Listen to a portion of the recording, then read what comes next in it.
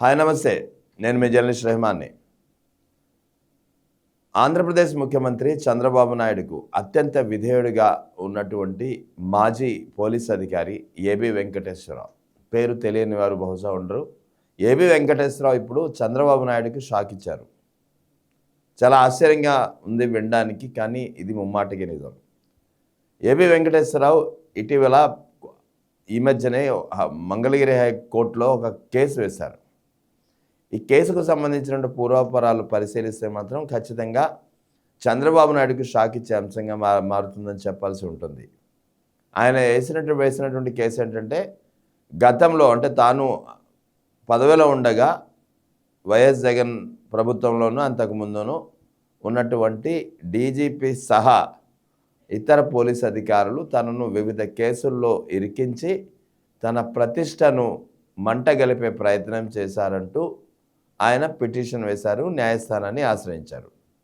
So అంతవరకు బాగానే ఉంది. ఎందుకంటే వైఎస్ జగన్ 2019-24లో అధికారంలోకి ఉన్నప్పుడు ఆయనపై చాలా కేసులు నమోదయ్యాయి. ముఖ్యంగా ఇజ్రాయెల్కి సంబంధించినటువంటి ఒక సంస్థతో సెక్యూరిటీ పరికరాల కొనుగోలు వ్యవహారంలో పెద్ద ఎత్తున అధికార దుర్వినియోగానికి పాల్పడడమే కాకుండా పెద్ద ఎత్తున నిధుల గోల్మాల్ చేశారనేది ఒక ప్రధానమైనటువంటి అవినీతి ఆరోపణ ఏబి వెంకటేశ్వరరావుపై అప్పట్లో ఉంది. దీనికి సంబంధించినటువంటి కేసులు నమోదయ్యాయి. ఆయనపై పెద్ద ఎత్తున చర్యలు కూడా తీసుకుంది అప్పటి వైఎస్ జగన్ ప్రభుత్వం. అయితే చర్యలు తీసుకోవడమే కాకుండా అతన్ని పదవి నుంచి తప్పించింది. దాంతో ఆయన కోర్టుకు వెళ్ళారు. కోర్టుకు వెళ్ళిన తర్వాత ట్రిబ్యునల్ని ఆశ్రయించారు. ట్రిబ్యునల్ ఆశ్రయించిన తర్వాత కోర్టును ఆశ్రయించారు.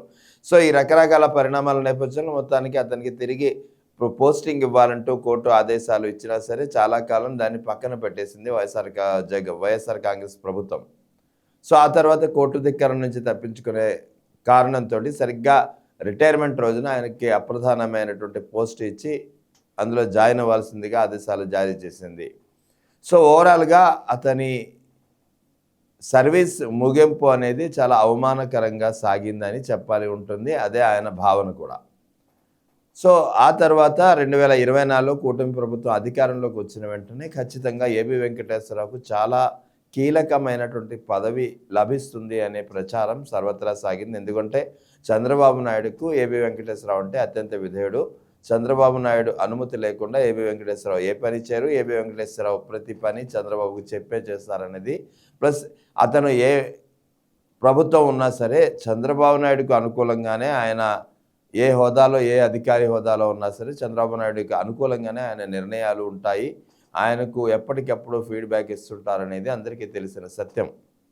ముఖ్యంగా ఎన్నికల సమయాల్లో ఏబి వెంకటేశ్వరరావు సేవల్ని చంద్రబాబు నాయుడు చాలా బాగా ఉపయోగించుకుంటారనేది ఒక టాక్.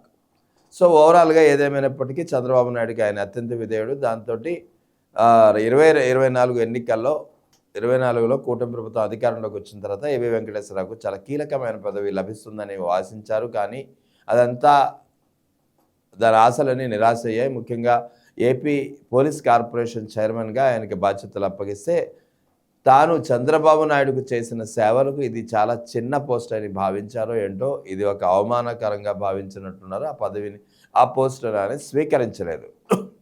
సో అక్కడితో సరిపోలేదు. అమరావతిపై పెద్ద ఎత్తున ఆయన ఇతరులతో కలిసి ఉద్యమం లేవనెత్తారు. అమరావతి భూసేకరణ, అక్కడ జరుగుతున్నటువంటి నిర్మాణ పనులు జరిగిన అవినీతిని ఏ విధంగా అయితే వైఎస్ఆర్ కాంగ్రెస్ పార్టీ ఒక ప్రతిపక్షంగా ఎండగట్టే ప్రయత్నం చేస్తుందో, ఇటు ఏబి వెంకటేశ్వరరావు కూడా అమరావతిపై పెద్ద ఎత్తున విమర్శలు చేస్తూ వస్తున్నారు. ప్రెస్ మీట్లు పెడుతున్నారు. తర్వాత వ్యతిరేక కార్యక్రమాలు, ఆందోళన కార్యక్రమాలు కూడా నిర్వహిస్తున్నారు. ఒక రాజకీయ పార్టీని కూడా పెడతారని చెప్పి ప్రకటించినటువంటి పరిస్థితి.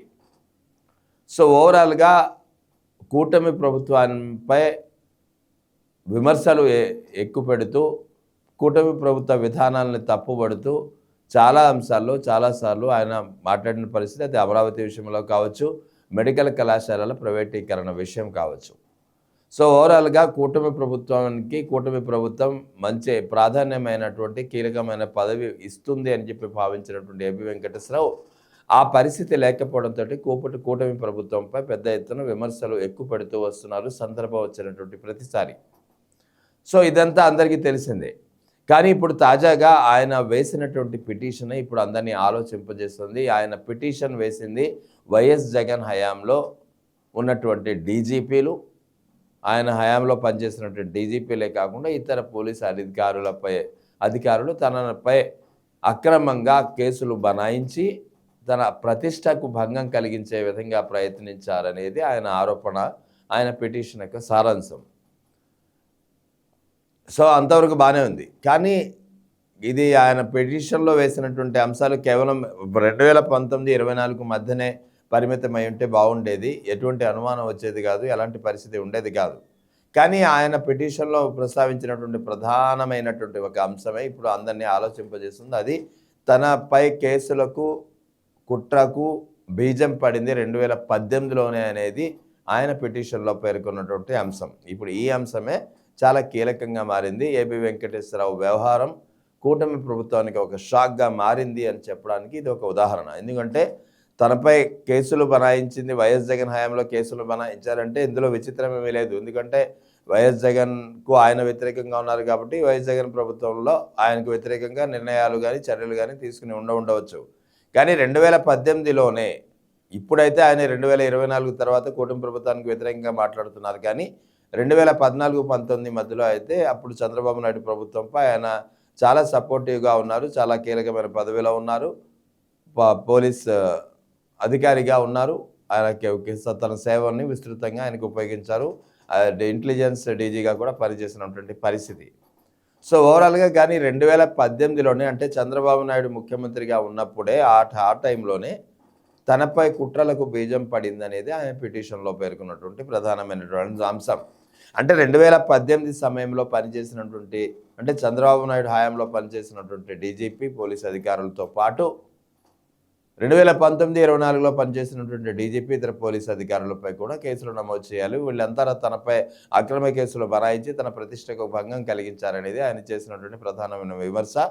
ఈ కుట్రలు, ఈ కుతంత్రాలు, ఈ కేసులకు బీజం పడింది 2018లోనే అని ఏబి వెంకటేశ్వరరావు చెప్పడం చూస్తుంటే ఆయన ఏం చెప్పదలుచుకున్నారనేది చాలా చర్చనీయాంశంగా మారింది.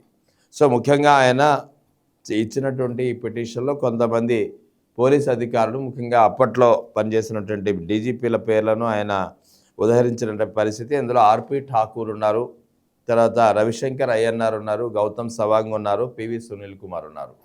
ఈ నలుగురు కాకుండా ఇంకా ఇతర అధికారులు చాలామంది ఉన్నారు. అంటే వివిధ స్థాయిలో, ఐజీ స్థాయిలో కానీ, డిఐజీ స్థాయిలో కానీ, కొన్ని చోట్ల అయితే జిల్లా ఎస్పీ స్థాయిలో కానీ పనిచేసినటువంటి అధికారులు అందరూ తనపై అక్రమ కేసులు బనాయించి తన ప్రతిష్టకు భంగం కలిగించారనేది ఆయన చేసినటువంటి ప్రధానమైనటువంటి ఆరోపణ. కేవలం వైఎస్ జగన్ హయాంలో పనిచేసినటువంటి పోలీసు అధికారులపైనే కాకుండా 2014-19లో చంద్రబాబు నాయుడు ముఖ్యమంత్రిగా ఉన్న సమయంలో పనిచేసినటువంటి పోలీసు అధికారులపై కూడా ఆయన కేసులు నమోదు చేశారు. ఆయన వారికి కూడా వ్యతిరేకంగా కోర్టుని ఆశ్రయించినటువంటి పరిస్థితి, తన ప్రతిష్టకు భంగం కలిగించే విధంగా తనపై అక్రమ కేసులు బనాయించారని.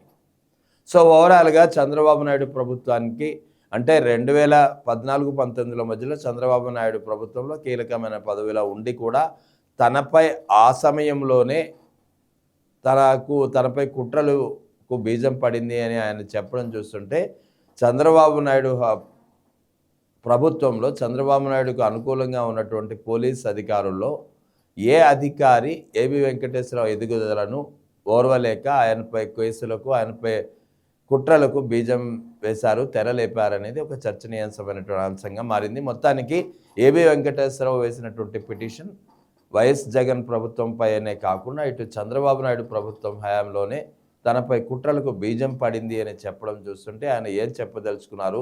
చంద్రబాబు నాయుడుపై ఆయన చాలా కోపంగా ఉన్నారా, ఆగ్రహంతో ఉన్నారా, అసంతృప్తితో ఉన్నారా? ఎందుకు ఈ పరిస్థితి? ఎందుకంటే ఆ సమయంలో ఆయన కీలకమైన పదవిలో ఉన్నారు కదా, ఉన్నా కూడా ఆ సమయంలోనే తనపై కుట్రలకు బీజం పడింది అని చెప్పడం చూస్తుంటే ఆయన ఏం చెప్పదలుచుకున్నారు, ఏం మెసేజ్ ఇవ్వదలుచుకున్నారు అనేది చాలా కీలకంగా మారింది.